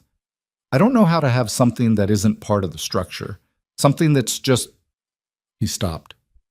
"Real," she said. He looked up at her. "I know," she said. I don't either. I've been managing so long I'm not sure I know the difference between managing and living anymore. She paused. But I figure that's not the worst thing to figure out together. The room was very quiet. Outside, the first suggestion of gray was beginning at the edge of the sky. Not yet dawn, but the atmosphere acknowledging that dawn was coming. The long, reluctant shift from dark to something else. She could see it in the gap between the curtains, that specific non-color that was the city beginning to remember itself. Dominic said, "Your brother. He's fine. I'll call him at 7. Tell him he can go home." He's going to want an explanation. He's 14. He's going to want to go back to sleep and then play video games. A pause. But eventually, yes, he'll want an explanation. What will you tell him? She thought about it. That I got into something complicated and I got out of it. She looked at Dominic. And that I met someone. Something happened in his face. Something she'd been watching happen in increments all night. The slow dismantling of a surface that had been years in construction. And this was the latest increment. Something shifting in the region around his eyes that she didn't have a name for yet, but recognized as genuine. Get some sleep, she said. Voss said, I know what Voss said. Then act like it. He looked at her for a moment. Then, slowly, he lay back against the pillow, and she watched him do the thing she wouldn't have thought he was capable of 6 hours ago. He closed his eyes. Just that. He let the room hold him, and the night hold the room, and he closed his eyes. She sat on the edge of the bed and watched him breathe. She stayed there until his breathing changed, the specific deepening of it, the way the body announced that it had finally overridden the will and taken what it needed. She watched the tension in his jaw ease by degrees. She watched his hands, which had been holding themselves slightly ready all night, open. She stayed there a while longer after that, in the chair she pulled to the bedside, because she wasn't ready to sleep herself yet, and because the particular quality of the quiet now that the night was over was something she wanted to be inside without rushing through it. She thought about things in the unstructured way that exhausted minds did. Not consecutively, not with any logic of sequence, just images and fragments. The corner booth at table 14. The $100 bills. The way he'd looked at her in the alley when he'd said, "Take your hands off her," in a voice that was the most certain sound she'd ever heard. The kitchen at 3 in the morning and the coffee going cold. Garrett's hands around his cup. Danny saying okay on the phone in the voice of someone who trusted her even when she gave him nothing to trust except herself. The linen rack. She almost laughed. She pressed the back of her hand against her mouth to keep it quiet and felt the laugh move through her shoulders and then settle. She had dropped a linen rack. She had dropped a linen rack in the service corridor of the Blackstone Hotel, and the timing of it had been, by any reasonable measure, the most important thing she'd done in her life to date. And that was an absurd sentence and also entirely true, and she was going to have to live inside the absurdity of it, the way you lived inside all the things that were both small and large at the same time. The moments that looked like nothing from the outside and were everything from the inside. She thought about the girl with the braids.